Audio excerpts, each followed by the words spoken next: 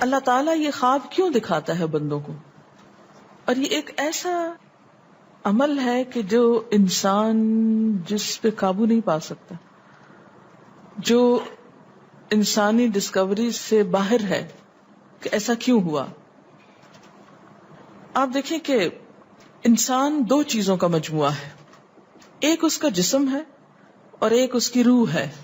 جہاں یہ دونوں آپس میں ایک دوسرے سے موافقت کرتے ہیں، ایک دوسرے کے ساتھ کوآرڈینیٹ کر رہے ہیں، وہاں یہ ایک دوسرے سے کشمکش بھی کرتے ہیں. بعض اوقات جسمانی خواہشات روح پر غالب آ جاتی ہیں، بعض اوقات روحانی کیفیات جسم پر غالب آ جاتی ہیں. عام طور پر دن میں جب ہم دنیا کے کام کر رہے ہوتے ہیں تو ہمارا جسم ایکٹیو ہوتا ہے، اور اس کا نتیجہ کیا ہوتا ہے کہ روح کی جو کار فرمائی ہیں وہ ذرا لو ہو جاتی ہیں.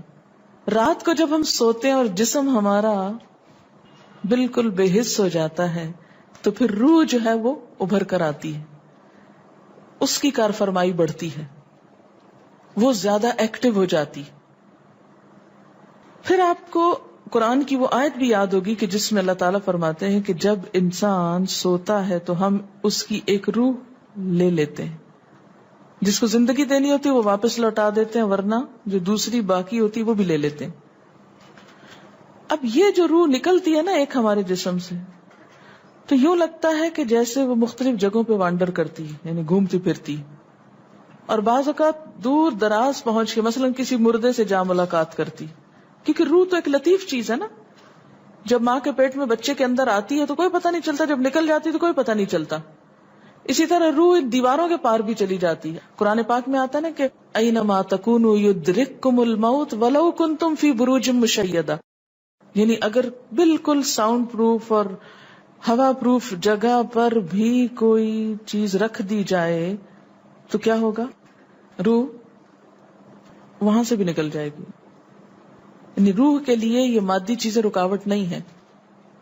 اب آپ دیکھیں جو لوگ مر جاتے ہیں بعض اوقات آپ کی ان سے ملاقات ہوتی اور آپ کو یوں لگتا ہے جیسے آپ ان کو چھو کر آئیں، اور ایسا ممکن ہے کہ وہ جو سوتے وقت ایک روح آپ کی نکلی وہ ٹریول کرتے کرتے اس مقام پہ جا پہنچی جہاں وہ مردہ روح تھی، اور اس نے اس سے جا کر باتیں بھی کی، کچھ میسج بھی لیے، کچھ اور بھی. تو اس سارے کو ہم واضح طور پر نہ جان سکتے ہیں، اس کی حقیقت نہ سمجھ سکتے ہیں، لیکن بعض خوابوں کو انٹرپریٹ کرنے میں یہ چیز آپ کو مدد دے گی کہ ایسا کس طرح پاسبل ہے. آپ اپنے بستر پر لیٹے ہوئے اور روحانی طور پر آپ خواب میں آپ کہیں اور پہنچے ہوئے. بعض اوقات آپ دیکھتے ہیں کہ میت آپ کو کوئی چیز دے رہی ہے، میت رو رہی ہے، میت خوش ہے، آپ اس کو دیکھتے ہیں وہ بڑے باغ میں بیٹھی ہوئی ہے. یہ آپ نے کہاں سے دیکھ لیا؟ آپ تو بستر پہ لیٹے ہوئے تھے. تو وہ جو ایک شعور سوتے وقت نکل جاتا ہے، جسم سے الگ ہو جاتا ہے، وہ ٹریول کر رہا ہوتا ہے ایک طرح سے، اور وہ ایسی جگہوں پر اللہ کے اذن سے ہی پہنچ جاتا ہے اور اس کو وہاں کی معلومات مل جاتی ہیں. اچھا آپ کو یاد ہوگا وہ قصہ جو شہیدوں کا واقعہ میں نے آپ کو سنایا تھا، عراق میں جو صحابہ کرام کی قبروں میں سے ان کو نکال کر دوسری جگہ پر دفن کیا گیا. آپ نے دیکھا کہ مستقل کنٹینیوسلی 3 دن خواب آیا ایک شخص، جب اس نے اگنور کیا تو بادشاہ وقت کو خواب آیا، مفتی اعظم کو خواب ہے، اور مسلسل خواب میں وہ اپنا میسج کنوے کر رہے ہیں کہ ہمیں وہاں سے نکالو، ہماری قبروں میں پانی آ گیا. اور یہ بالکل سچا واقعہ ہوا، دنیا نے جس کا مشاہدہ بھی کیا. تو پھر آپ اس کو کیسے انٹرپریٹ کریں گے؟ وہ شہداء کہاں ملے تھے؟ تو بات یہ ہے کہ جیسے ہماری روح ٹریول کرتی ہے، کہیں ایسی جگہ جا پہنچتی ہے تو ہو سکتا ہے کہ وہ اس مقام تک جا پہنچی ہو. یہ شہیدوں کی روح تو آزاد ہوتی ہے، ان کو اجازت مل گئی ہو کہ وہ ان لوگوں کی روح سے جا ملے، کیونکہ سجین قید خانے میں تو ہوتی ہے نا وہ روح جس کو مجرم روح جو ہوتی. لیکن جو مومن کی روح ہے، خاص طور پہ شہداء کی روح ہے، تو جنت میں کیا کر رہی ہوتی ہے؟ گھوم پھر رہی ہوتی، کھا پی رہی ہوتی.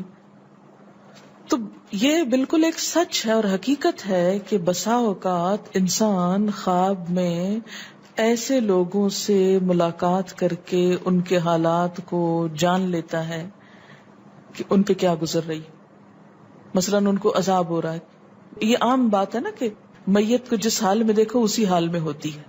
یعنی اگر خواب میں دیکھیں کسی نے اپنے والدین کو دیکھا کہ وہ بہت رو رہے ہیں فوت ہونے کے بعد، تو کیا کرنا چاہیے؟ ان کی طرف سے صدقہ دعا کرنی چاہیے. یہ بھی اللہ کی ایک رحمت ہوتی ہے کہ ان کو موقع دے دیا جاتا ہے کہ وہ اپنا میسج کنوے کر دیں. ایک طرح سے وہ اس کے دل کی بات نہیں ہوتی، الا یہ کہ آپ کسی انسان کے بارے میں بہت برا گمان رکھتے ہیں اور آپ اسے دیکھتے ہیں کہ وہ رو رہا ہے یا کچھ، لیکن کئی اور لوگ دیکھتے ہیں کہ وہ ہنس رہا ہے، کھیل رہا ہے. تو اس کا مطلب یہ ہے کہ پھر آپ ان دو کا کنٹرڈکشن کیسے دور کریں گے؟ تو پھر آپ یہ دیکھیں گے کہ جس نے خواب دیکھا ہے اس کا اپنا نظریہ اس شخص کے بارے میں کیا تھا، کیونکہ اس کی اپنی بدگمانی تو نہیں اندر چھپی ہوئی تھی کہ جو سوتے وقت اوپر ابھر آئی اور اس نے وہ روپ اس طرح کا دکھا دیا. پھر وہ حدیث نفس میں آ جائے گی، دل کی بات میں وہ چیز آ جائے گی. ٹھیک. تو نبوت کا جیسے انبیاء علیہم السلام کو کچھ غیب کی خبریں دے دی جاتی تھی، اسی طرح عام انسانوں کو خواب کے ذریعے کچھ غیب کی خبریں دے دی جاتی ہیں. لیکن کسی بھی خواب کے سچا ہونے کی آپ کوئی دلیل نہیں رکھتے. ایز سچ واضح بات یہ نہیں کہہ سکتے کہ میں نے جو خواب دیکھا وہ بالکل سچ ہو جائے گا، یہ آپ دعویٰ نہیں کر سکتے. نبوت کا تو دعویٰ کیا جا سکتا ہے، لیکن آپ اپنے خواب کا دعویٰ نہیں کر سکتے کہ میں نے جو دیکھا ہے وہ بالکل سچ دیکھا. ہو سکتا ہے آپ کو شیطان نے ڈرایا ہو سکتا ہے کہ آپ کے اپنے دل کی سوچیں اور خیالات اس میں آ رہے ہوں. اور خصوصاً اس وقت جب دو متضاد آپ کو خبریں ملیں. مثلاً ایک شخص آپ کے پاس آتا ہے، وہ کہتا ہے کہ میں نے آپ کے بارے میں بہت اچھا خواب دیکھا. دوسرا آتا ہے کہتا ہے کہ میں نے آپ کو اچھے حال میں نہیں دیکھا. اب یہ فرق کس چیز کا ہو گیا؟ اس کے اپنے گمان کا فرق ہے. ایک آپ کے بارے میں گمان اچھا رکھتا ہے، وہ آپ کو اچھا دیکھنا چاہتا ہے لہذا وہ آپ کو اچھا دیکھ رہا ہے، اور دوسرا آپ سے حسد رکھتا ہے اور وہ آپ کو ہر قیمت پہ ختم ہوتے دیکھنا چاہتا ہے. وہ ویسے تو مار نہیں سکتا آپ کو، لہذا خواب میں مار لیتا ہے اور خواب میں آپ کا حال برا دیکھ لیتا ہے. تو وہ خواب دراصل کیا ہوتا ہے؟ اس کی اپنے نفس کی بات ہوتی ہے.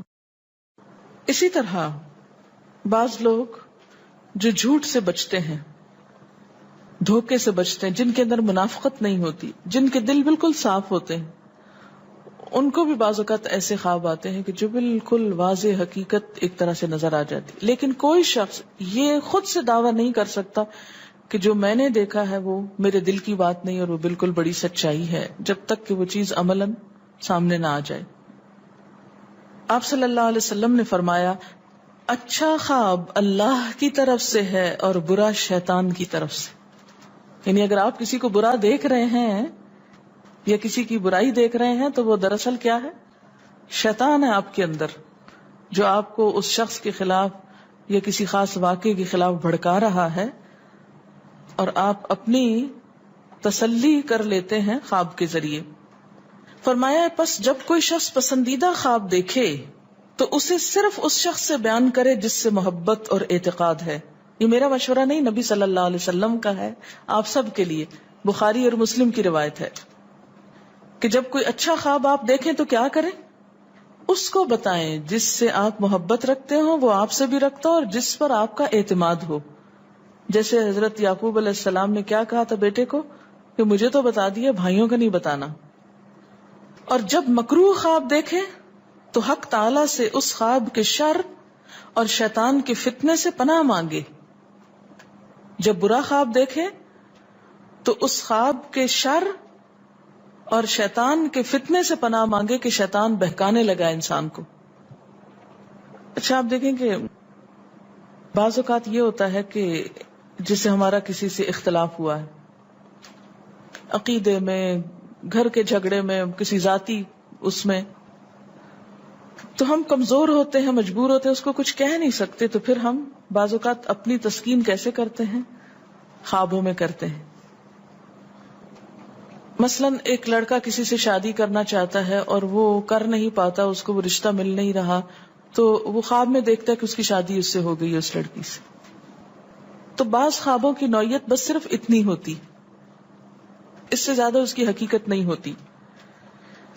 اچھا بعض اوقات جیسے کسی سے ضد ہے، عداوت ہے، دشمنی ہے آپ کی، اب آپ اس کو خواب میں برا دیکھ رہے ہیں، اس کی برائی دیکھ رہے ہیں، تو یہ دراصل کیا ہے؟ شیطان کا شر ہے جو آپ پہ غالب آ گیا ہے.